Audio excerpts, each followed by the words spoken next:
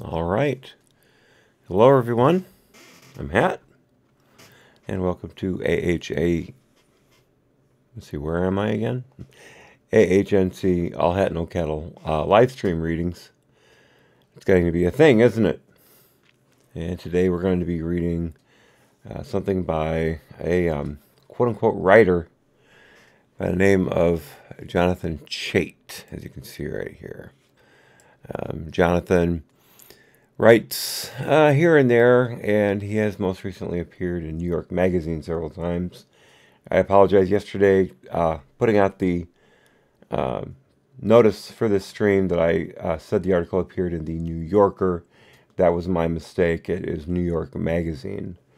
Too many New York things in front of the names of the publications.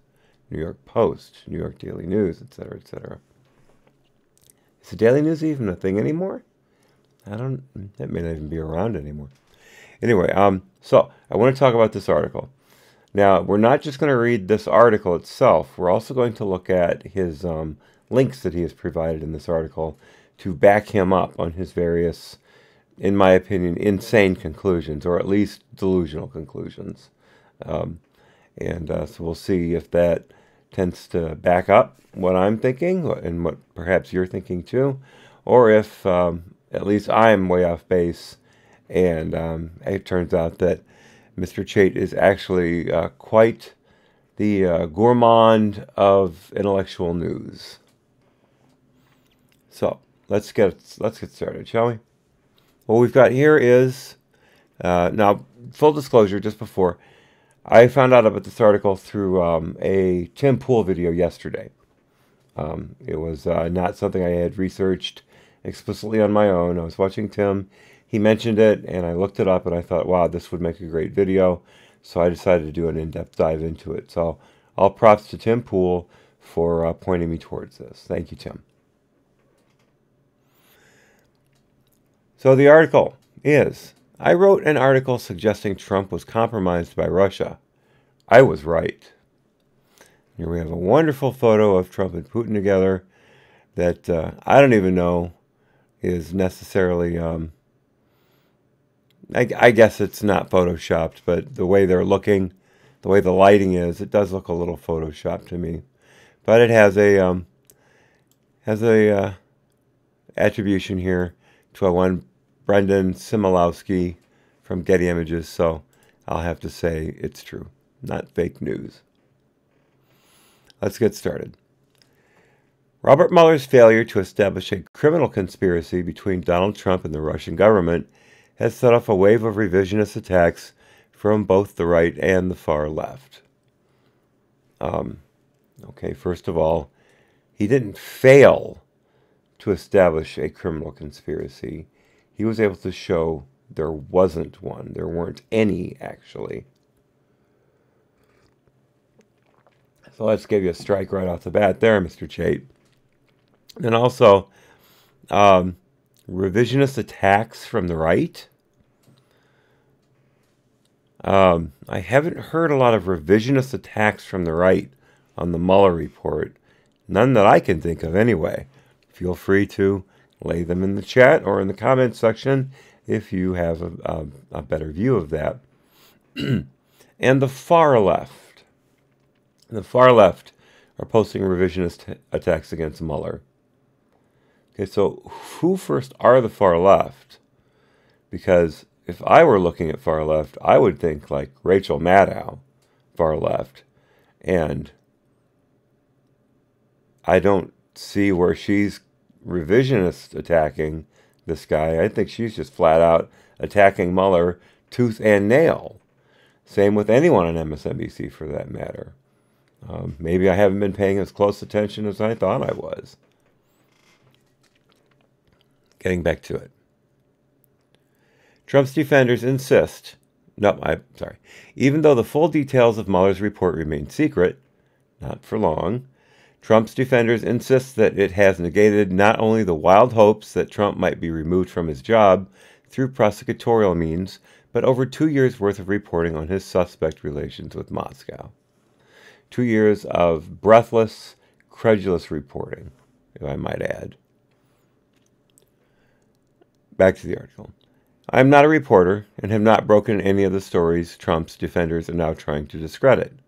But I did write a long feature last summer tying together the body of reporting as it stood at the time into a narrative exploring the Trump-Russia relationship.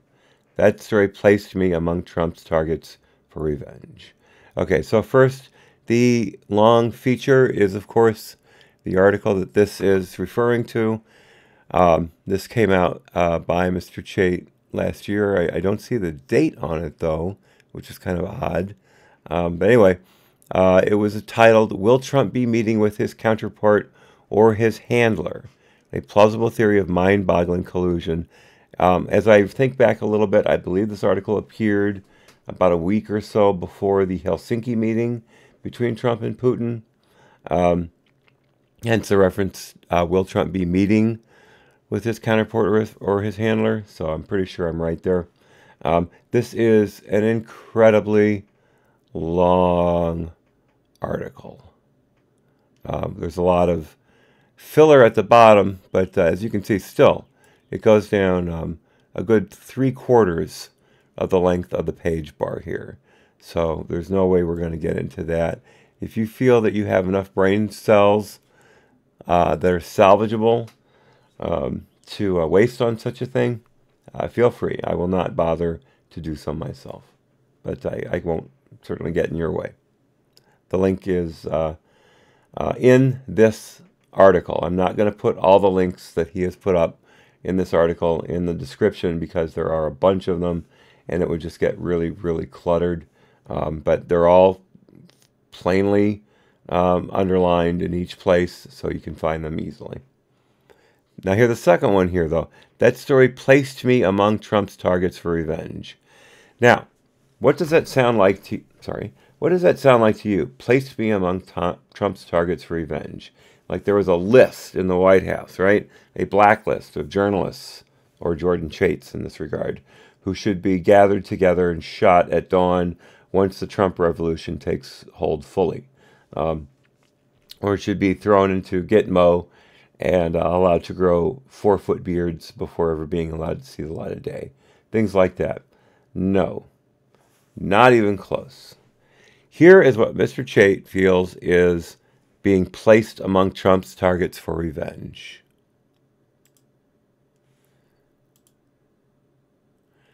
The March Madness of angry and hysterical Donald Trump haters joke that the New York Post put out last week.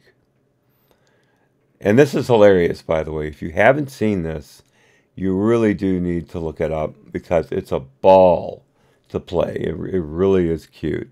And let me see. And here's Jonathan Chaite right here, lower left middle. Let me zoom in a little bit. Jonathan Chaite, writer, New York Magazines, suggested Trump had been Russia asset since 1987, and we'll get into that. And for full disclosure, he was paired up against Ryan Lizza. Ryan was number 4 seed. Jonathan, was number 5 seed. And Ryan Lizza is described having feverishly speculated about claims, said it was no big deal once Mueller report dropped. There's your revisionist stuff, Mr. Chaite. So those two are out of the way. Back to the article. But just as Trump's defenders barely managed to discredit any of the reporting on the Russia scandal, they have not debunked the major conclusions in that piece.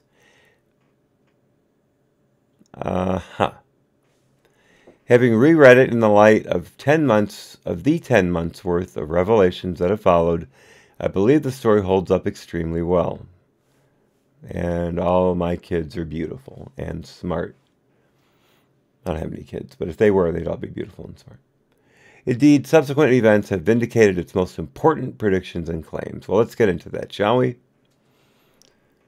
The story argued that the breadth and depth of connections between Trump and Russia suggested the scandal was probably worse than most reporters and pundits perceived at the time.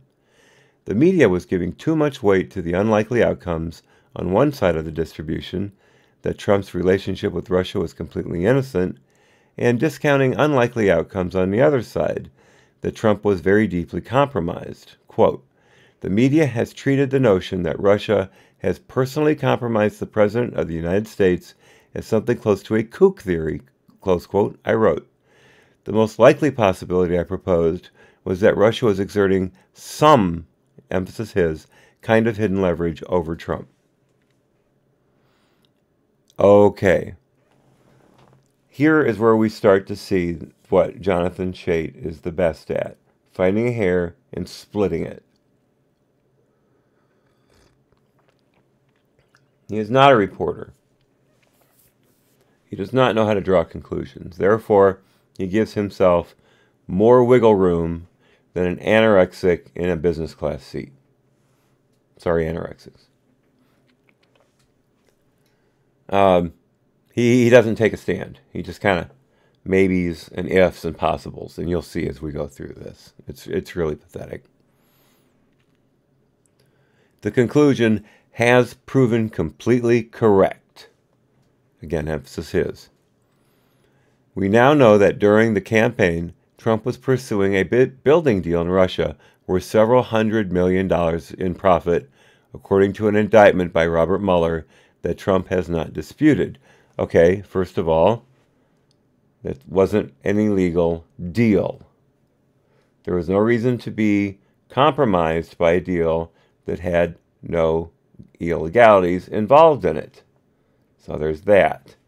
The whole stuff about Trump lying about the deal, he said after the deal had closed, there was no deal with Russia. He did not say beforehand there was no deal with Russia, and if he had, I've yet to see anybody put that on the screen anywhere. If you've got it, comments, please, light me up. I'm looking forward to it. If I'm wrong about something, I want to know that, and I want to correct myself. But I've yet to see anyone say Trump lied about the building deal with Russia anytime after the deal had closed, or the deal had stopped. Anytime during the deal was going on. He, I believe, disclosed the deal that was over in June of last year, and that was the end of it. Michael Cohen lied about it in his dealings with Congress, and that is the indictment that Chait references in this article. But here's the thing. It's Michael Cohen. Cohen has said repeatedly Trump didn't tell him to lie. Cohen did it on his own because Cohen is an inveterate liar, I'm sure. I shouldn't say I'm sure he's an inveterate liar. I know he is, but I mean, I'm sure that's the reason that he lied about it, because he just lies. It's his thing. And to use a Mueller indictment of Cohen to back up your claim that Trump has this conclusion about Trump being personally compromised as being proven completely correct is just insane, in my opinion. Absolutely insane. This guy thinks a lot more of himself than anyone should be allowed to by law. And of course, the indictment that Trump has not disputed. Why would he dispute an indictment? It's not a conviction. And Trump did say that he disputed what Cohen said about the building continuing past the time that Cohen in the testimony said it had stopped. I believe it was January or February of 16 that he said it had stopped in his testimony, when in fact it was more like June. So there's no proof there that he claims is proof. To continue. This deal created two forms of secret leverage for Vladimir Putin. First, the money was a powerful incentive for Trump to stay in Putin's good graces. Trump didn't need Putin's good graces. He has money.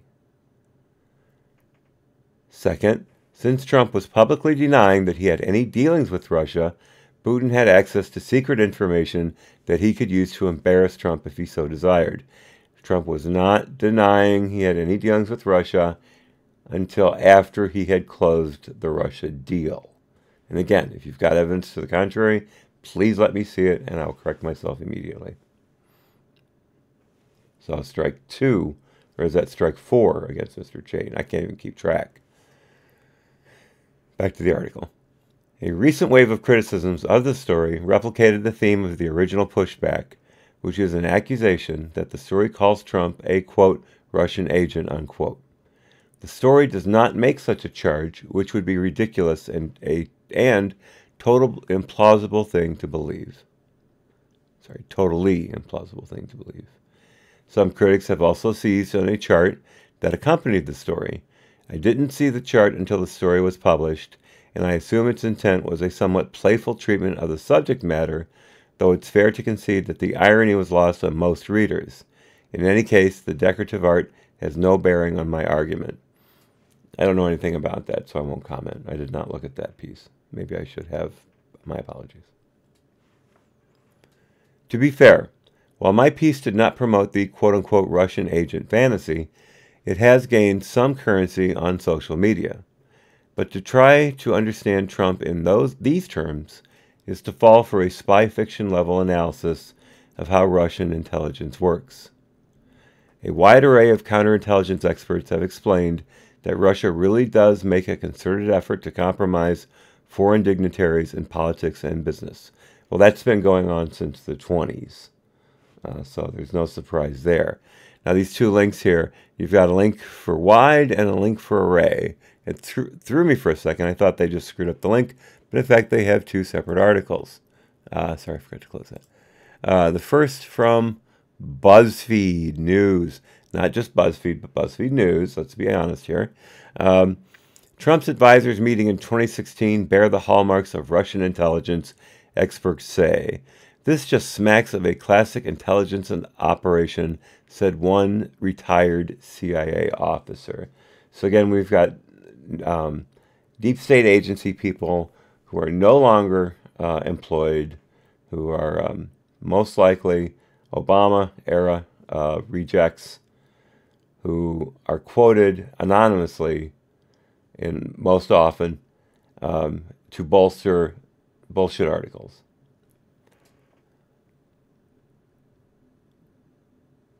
So, let's just read the two paragraphs accompanying the top of this article to give you an idea where Chaite thinks this is helping him out. A series of meetings between, and again, this is BuzzFeed News, a series of meetings between Russians and 3 Trump campaign advisors in a 6-week span last year provide the strongest evidence yet that the Kremlin had mounted an intelligence operation aimed at infiltrating the campaign, according to former intelligence officials and experts. The recent acknowledgments by advisors Carter Page and George Papadopoulos that they talked with Russian and Russian officials around the same time that Donald Trump Jr. met with a Kremlin advocate indicates a coordinated effort to recruit Trump associates, possibly for eliciting information and conveying messages, intelligence experts told BuzzFeed News. Okay, well, on the surface, that all makes sense. The Russians would reach out to you, try to rope you in, either as a dupe or as a willing participant in their espionage activities. But Mueller has just proven there was none of that in the Trump campaign. Zero. Not only were there no efforts from the Trump campaign to employ Russia, but Russia approached the Trump campaign on, I don't remember if the letter said numerous or several, but on occasions, on a number of occasions, and the Trump campaign rebuffed them at every turn. So there was none of that. So Chaite's using this as backup is pathetic. He's taking a claim that has been laid to waste and trying to bolster his argument with it. So there you go. And also, Carter Page did meet with Russians, but he met with Russians all the time. That was his thing, Russian energy. That was his thing. And let's not forget, Carter Page was a double agent for the FBI at one time and helped capture a Russian spy. piece that gets lost on everyone who reports on him as the ultimate in evil. And our good friend George Papadopoulos, hopefully you've had a chance to listen to his testimony to the House Judiciary Committee from last year that I read, I believe, late last week. That is definitely a must listen to. I almost said must read. You can read it if you like, but I'd prefer you just listen to it in your car on the way home, whatever. But George stated, and in his book, which I just bought, stated, and a link to his book will be in the description. George stated he never met with a Russian, ever. And he didn't. He met with Western intelligence and some people who pretended to be with Russian intelligence or pretended to be from Russia. But as he states, he can't think of anyone he met who was an actual face-to-face Russian. So that blows that right out of the water. And as far as Donald Trump Jr. meeting with a Kremlin advocate, well, that had to be the Trump Tower Veselnitskaya meeting. And we all know now that that was a setup through Fusion GPS. And if you're not aware, Natalia Veselnitskaya was in the U.S. on a visa, a special visa, approved by one Loretta Lynch. And before the Trump Tower meeting and after the Trump Tower meeting, she met with Glenn Simpson, one of the heads of Fusion GPS. So yes, there was no setup there whatsoever, folks. Now the second article that is linked in that piece there from Chaite. I was an FBI agent. This is in the Washington Post. This is an opinion piece. I was an FBI agent. Trump's lack of concern about Russian hacking shocks me. I looked up the author of this article, Asha Rangappa. She was an FBI agent for 3 years. Now she has a lot of academic work done and legal work done in international studies, so I can see how she would have been a good fit for the FBI. And she was in the New York Counterintelligence Office. I'm not saying she didn't do a good job. I'm not saying she didn't do a great job. I just find it interesting that she was only there for 3 years. That's kind of a quick in and out for the FBI, unless she had much greater things on her horizon and was only using the FBI as a stepping stone, which makes me question her dedication to the FBI. But here she is leaning on that status to bolster her claim that we should listen to her. In her second paragraph here, but as a former FBI counterintelligence agent, what I saw as the most explosive aspect of the testimony, and that's James Comey's testimony, didn't involve any legal violation of U.S. code or questions about whether Comey had broken established Department of Justice protocols. Yeah, heaven forbid you as an FBI agent would think, gee, the director of the FBI is a complete crook. Why would that worry you? Back to the article. Instead, it was a prima facie evidence, that Comey presented that Trump appears unwilling to uphold his oath, quote, to preserve, protect, and defend, unquote, the country, which puts the security of our nation and its democracy at stake. So that's where that piece is coming from. And again, this is Chaite bolstering his claim that he was right, that Trump is being influenced by Putin.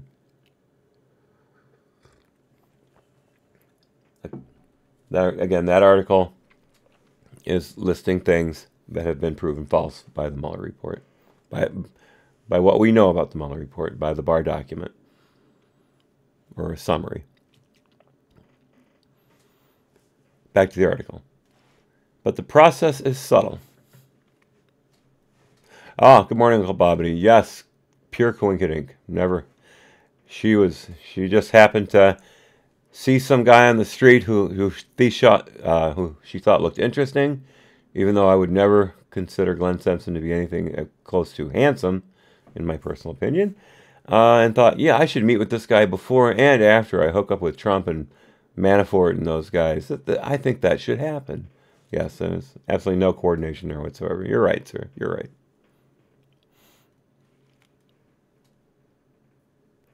But the process, back to the article, but the process is subtle, often affable on the surface, sometimes resorting to outright blackmail, but more commonly using greed and persuasion as levers.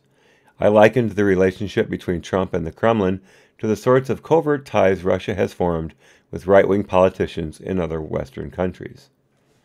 The data we have seen since my story ran has largely, here's his hair splitting, largely bolstered its conclusion. Shortly after the piece ran, Trump flew to Helsinki and appeared strikingly and uncharacteristically submissive alongside Putin. That is your opinion. The Washington Post reported that Trump had gone to extraordinary lengths to keep his meetings with Putin secret from his own government, barring national security experts, and even personally confiscating notes on one discussion. Okay. Here's the Washington Post article. No, I'm sorry, I missed that link. My mistake. Let me open that up.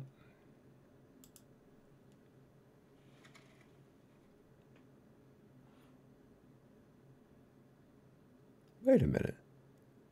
No, that is that link. Get this. He's saying right here, the Washington Post reported, and you open that link, and it's one of his articles in New York Magazine. He's referencing himself yet again.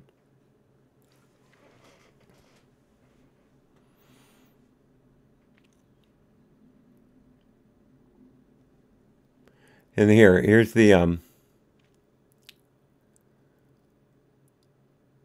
here's the part. So he basically quotes the Washington Post article, and then couldn't link to the exact article. Had to link to his article that quotes the Post, and then he quotes the Post again and links back to that to his own article. Man, this guy really rubs me the wrong way. And as we all know, meeting one-on-one with foreign leaders without any of your people present, including a translator, is not unheard of in U.S. international relations. Obama did it. Bush did it. I don't remember if Clinton did it. I know what Clinton did do that he did, but that may not have been it. Sly reference. Perhaps not so sly. But, and even personally confiscating notes on one discussion. He has every right to do that. Those notes don't belong to the translator. Those are private conversations listed under executive privilege that are not subject to FOIA requests. He has every right to hang on to those. Should he have? Was there something nefarious going on? None of us know. Until we see those documents, it would be pure speculation. I'm with Occam's razor. I don't think there's anything to be seen there. You may. And again, comments below.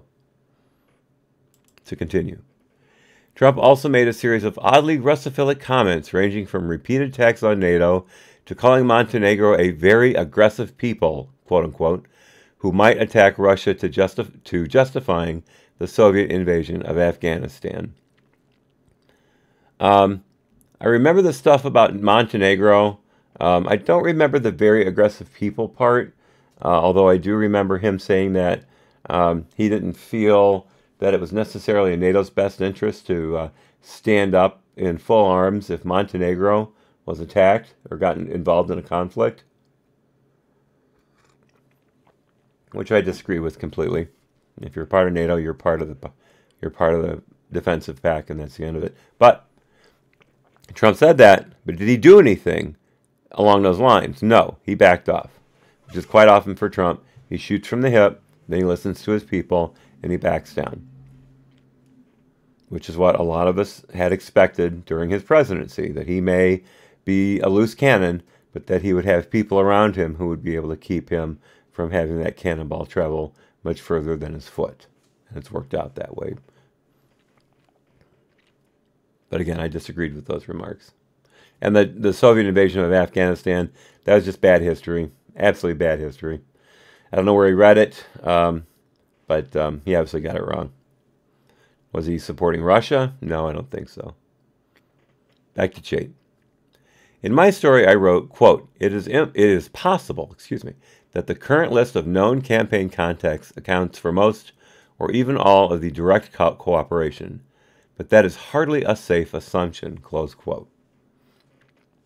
So again, he's splitting hairs. Here's what we know, but it's not safe to assume that's all we know. He's still assuming that there are nefarious linkages between the Russia campaign, the Trump campaign, Freudian slip, the Trump campaign in Russia. So he's trying to have it both ways. Indeed, back to the text. Indeed, Mueller's indictments since then have added more incriminating evidence. Mueller found that Roger Stone was coordinating with WikiLeaks to exploit the value of Russia's email hack. No, he didn't. He indicted Stone on lying to Congress about WikiLeaks, but no one has proven at all that the DNC emails were hacked. All the evidence I've seen, the DNC emails were stolen locally, most likely by someone who had access to the network physically in where it was located. Hillary probably hacked because she was an idiot. But the DNC and Podesta, stolen, not hacked. So that's a lie. How many strikes is that? And then, to continue that sentence, and that Paul Manafort passed detailed polling data on to a suspected Russian intelligence agent. Okay, the guy was Ukrainian, who may have had ties to Russia, as I understand it, but that polling data was not illegal. It's basically research, not secret files.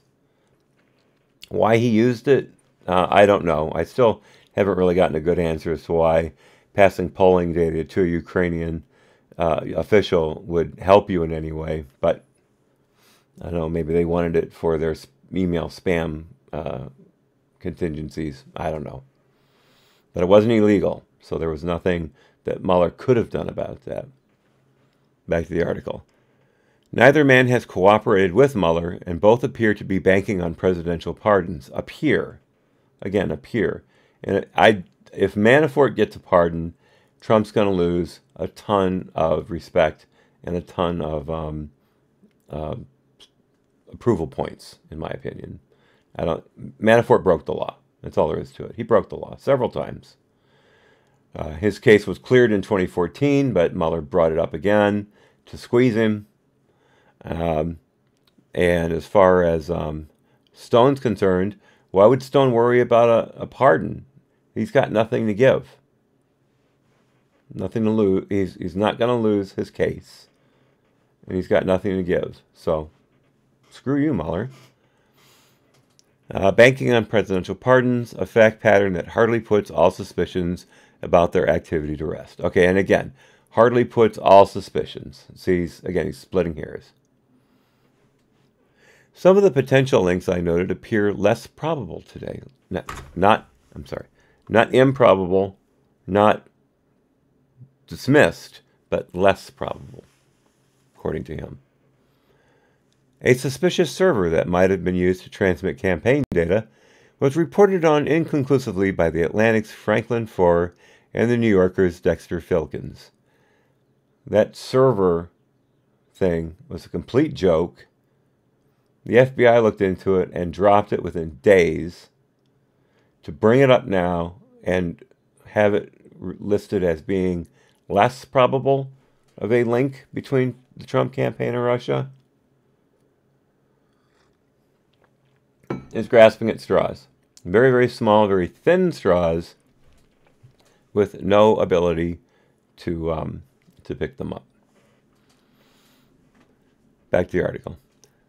The fact that Mueller has not filed any indictments related to the server, which would seem to create an avenue for a conspiracy charge, reduces the probability that it played any important role in the campaign. So there you go. Seems to create, reduces the probability. The man can't take a stand. It's always a little of this, a little of that. And I'm right down the middle, which means that I'm most likely right.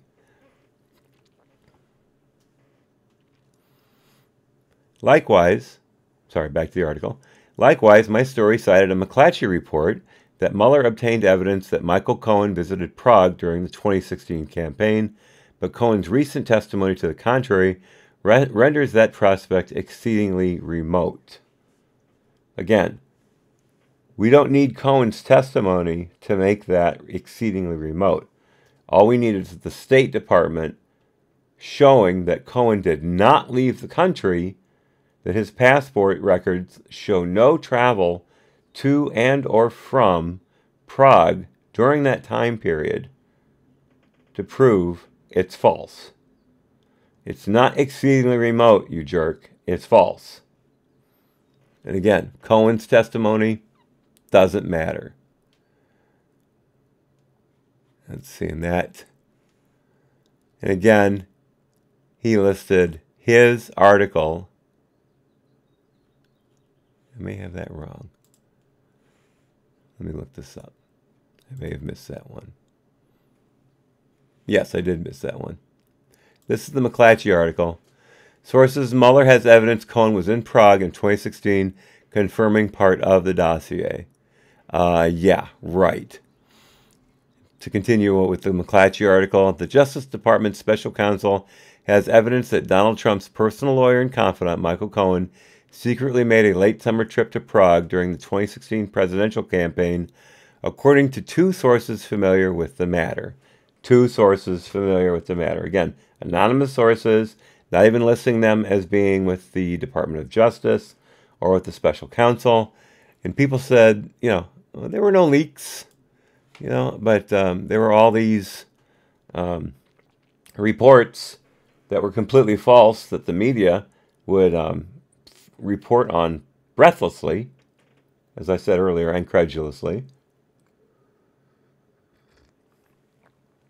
never caring to look to see if they could confirm that story in any back way or disprove that story in any way.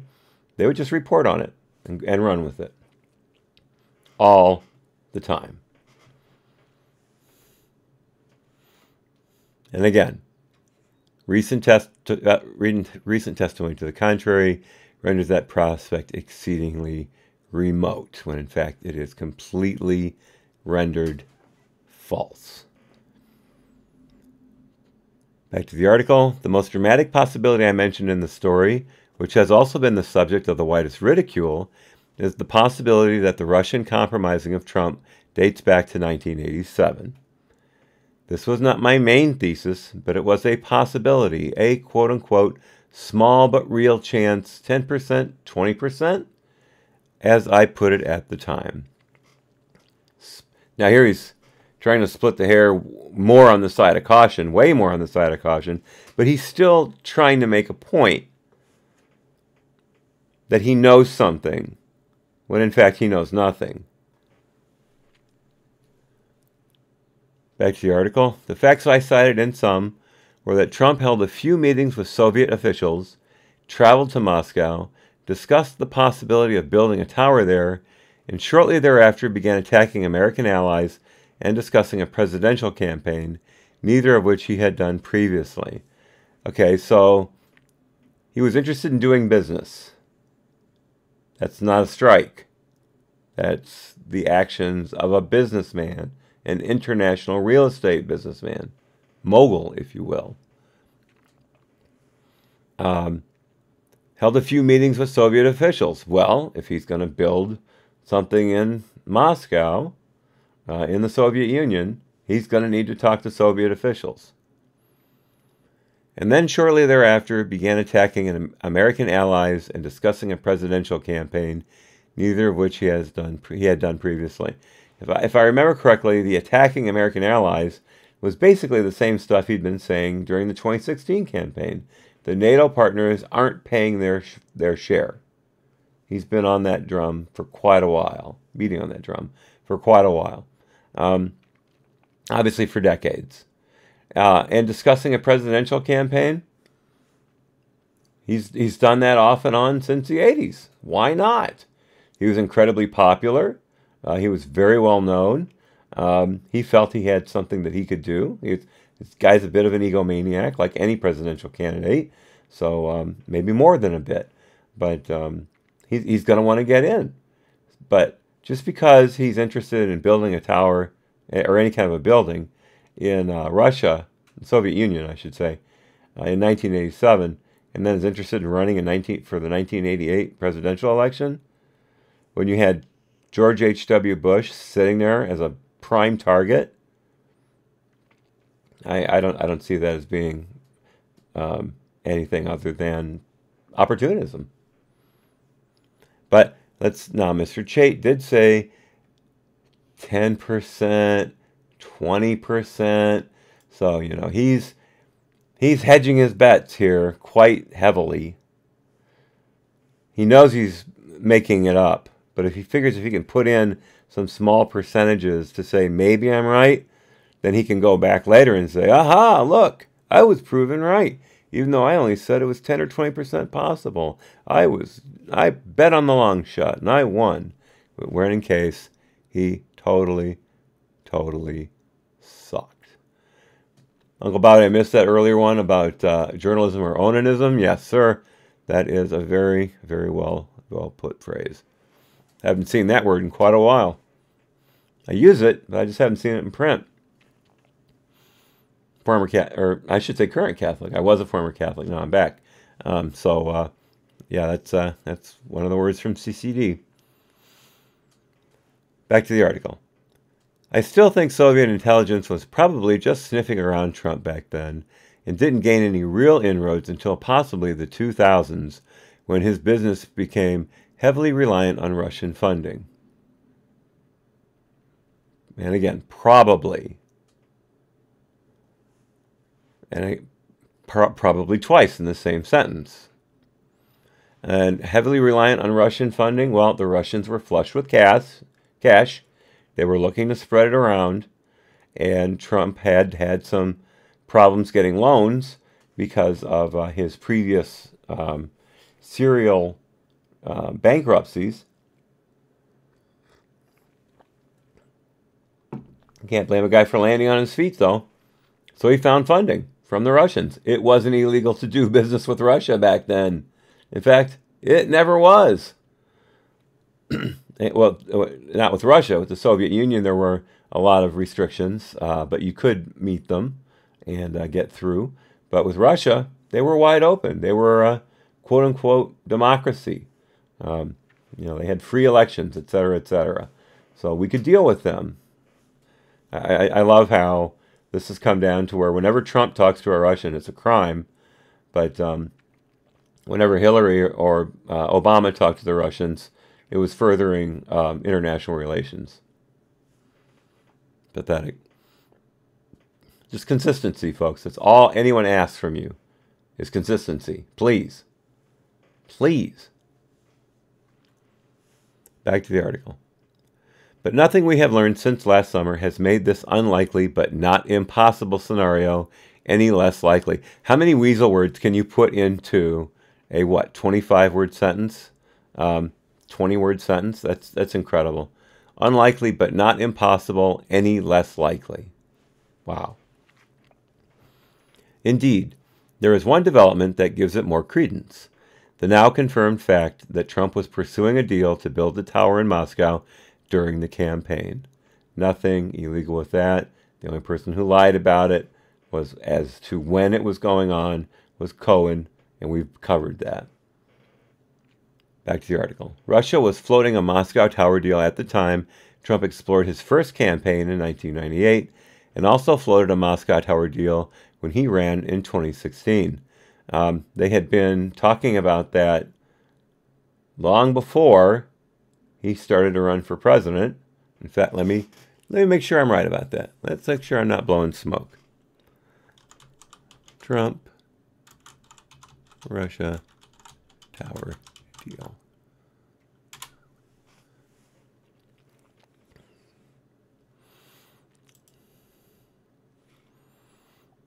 All right, let's see here. This is, sorry, I went too far.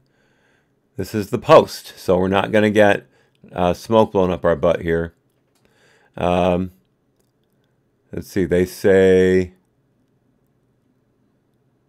2015.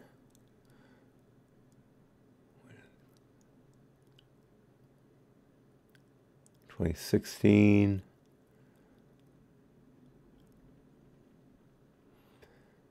Discussions about the Moscow project began in earnest in September 2015, according to people briefed on the deal. Okay, so Trump and, let's see, Trump announces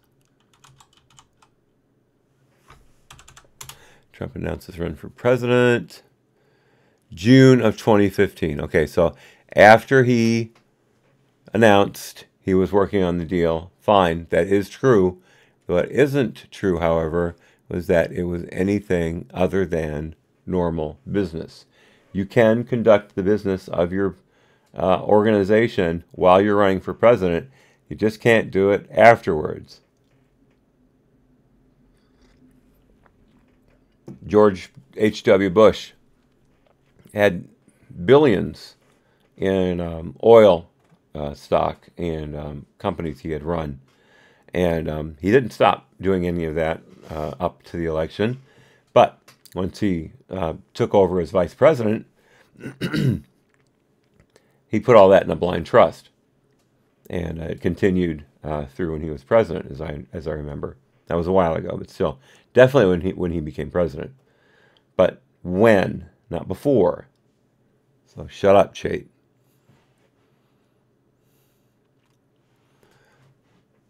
We know Russia, back to the article. We know Russia dangles lucrative business deals in front of foreign politicians as a foreign policy tactic.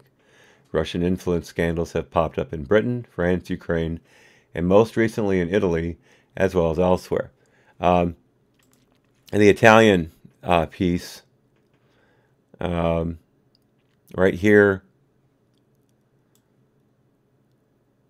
let me get the date of the article here. And again, this is by Chaite.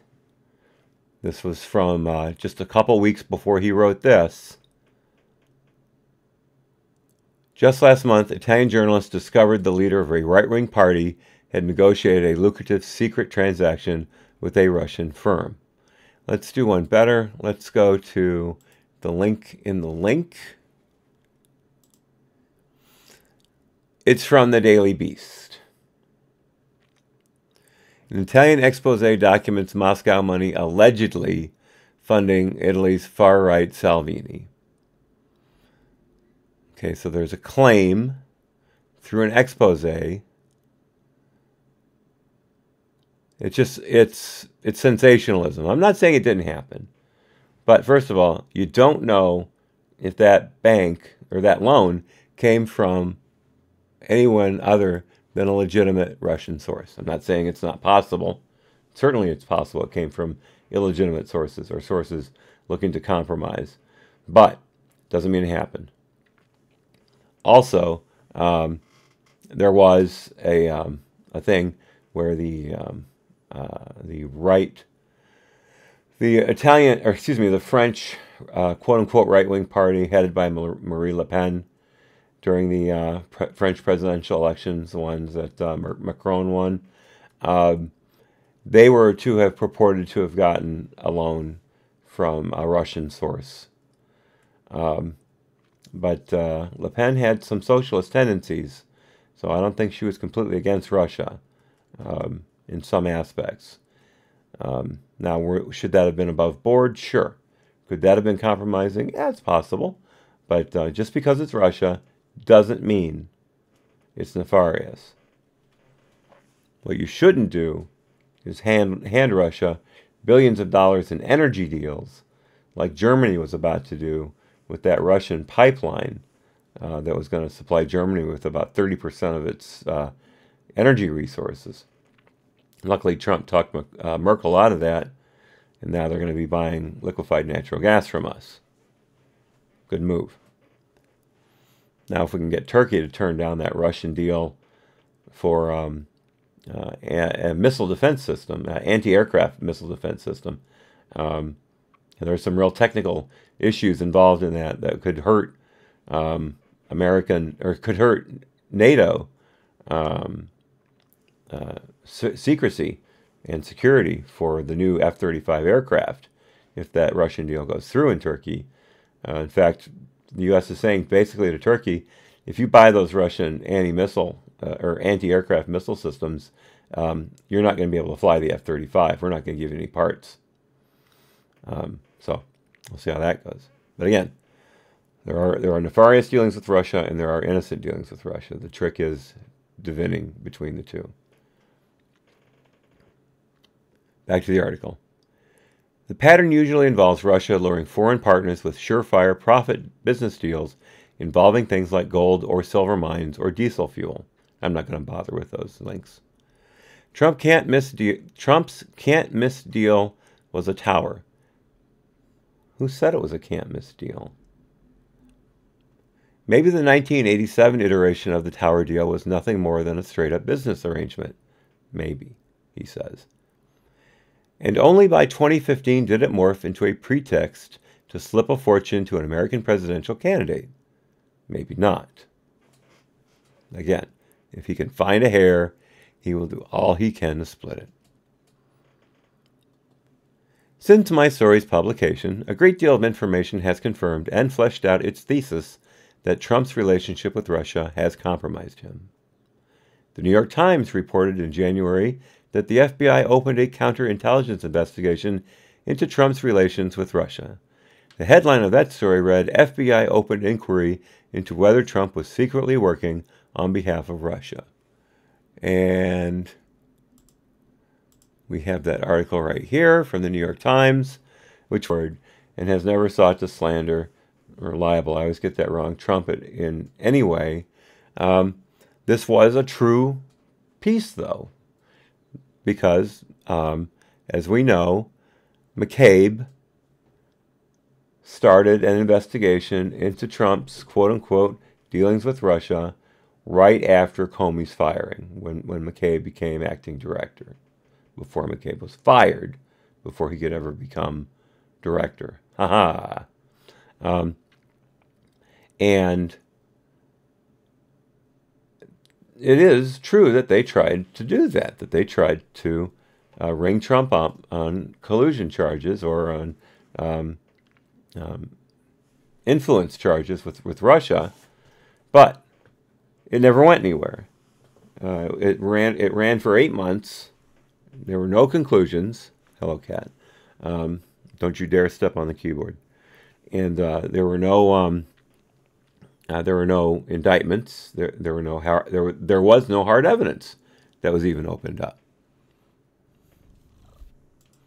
That was the beginning of what Mark Levin described as the silent coup or the soft coup. Let's see, cut that out. Back to the article. That is to say, the FBI was investigating the exact same scenario I posited in my story. Yeah, but you weren't ahead of the curve, dude. That investigation started a year and a half before you wrote your article. Or a year and a couple months before you wrote that article.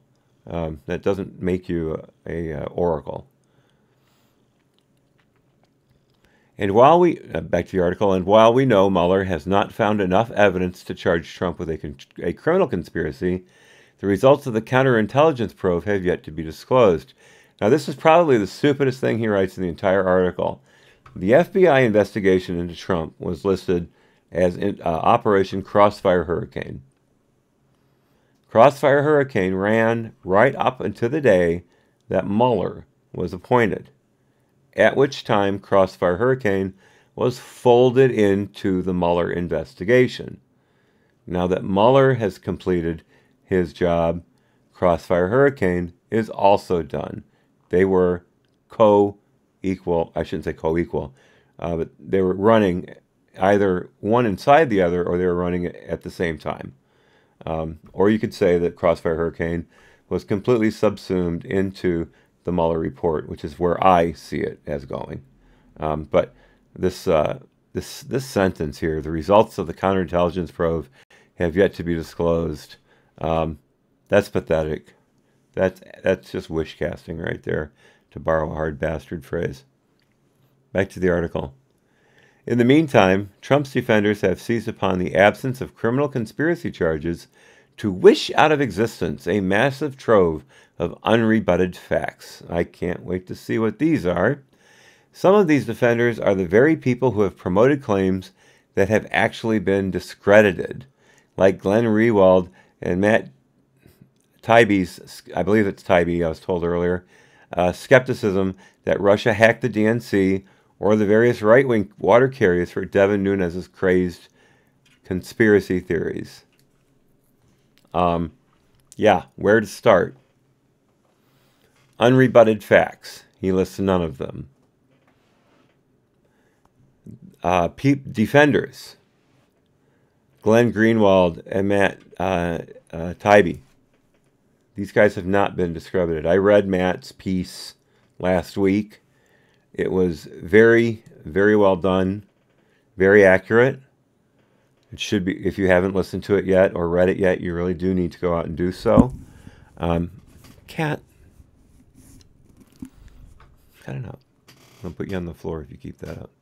Now let's look at this link here. I didn't open this earlier, that they've been discredited. Let's see. It's a Jonathan Chaite article. Oh my God. Trump is bullying the media into falsely exonerating him of Russia corruption. Right. Right. Yes, exactly. Because the media has listened to Trump for the last 3 years, and every time he comes out and takes a shot at them, they back down and whimper in the corner like a beaten dog. Right, Jonathan? You've got your finger on the pulse. Oh my God. And the skepticism that Russia hacked the DNC, well, we've already gone over that, so I don't need to relitigate that. And right-wing water carriers for Devin Nunes's crazed conspiracy theories? What quote-unquote conspiracy theory of Devin's, I'm going to use the first name, has ever been discredited? He was proven right time and time again. And once those FISA documents are released, he is going to be shown to be the guy who knew what was going on the entire time. And I expect those FISA documents to be released not too long after the Mueller report is published. And we're done here. One last paragraph. The story I wrote last year was ahead of the interpretive curve, but very much in line with the known facts. What the hell does that even mean? At that time, all the dots pointed to the likelihood of a hidden corrupt relationship between Trump and Russia. By now, we know this, once a dark possibility, to be true. How? How do we know this to be true, you idiot? You haven't proven it in anything you've listed in this article. Most of the links, of course, go to articles that you have already written that quote people who should have been knowing their jobs, but instead were the Washington Post and the New York Times and BuzzFeed News and McClatchy of all people. Good God, could you pick more disreputable sources? It's insane. This Jonathan Chaite, is absolutely, without a doubt, a hack. A complete and utter hack. I'm not as upset after reading this as I was after the Papadopoulos testimony, because that was a man's life in the balance. This is reputation, but it turns out the reputation has been trashed. is not Trump's, is not Carter Page's, it's Jonathan Chaite's. Jonathan, stupid paper. Jonathan Chaite is the guy we all need to look at and point at and laugh. And that, my good friends, is that. So to reiterate, I am going to put the link to George Papadopoulos' book in the description for this. It'll be available once the video posts to YouTube. Tomorrow, starting at 9 a.m. Central, I will start the reading of the Bill Priestap House Judicial Committee testimony from, I believe, June of last year. And that's over 200 pages, so it'll take us a while, but I think it's going to be a lot of fun. I'm really looking forward to it. Now I have to get ready to go to the range and test a new batch of rifle ammo I just loaded last night. Make sure it's up to speed, because next week I will be in Oklahoma attending a long-range shooting class, and I'm going to need some very accurate ammunition for that, and I believe I've got it. We'll just have to test it to be sure.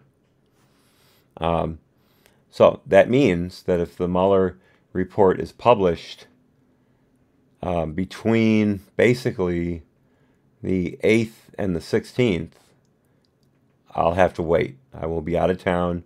I will be on my belly shooting, so I won't be able to get to it. But as soon as I get back, once I get everything cleaned and put away, I'll do it. I promise. It will probably take a couple of days, but it'll get done. So with that, I bid you a good day. Uncle Bobbity and Picasso Knows, thank you for coming into the chat. Anyone else who was watching and wasn't able to join us live, I appreciate your time and your efforts to be here, and I certainly appreciate your viewership. Anyone who's watching this after it posts, thank you so much again for your attention. With that, I will leave you. So, good day. God bless. Happy trails.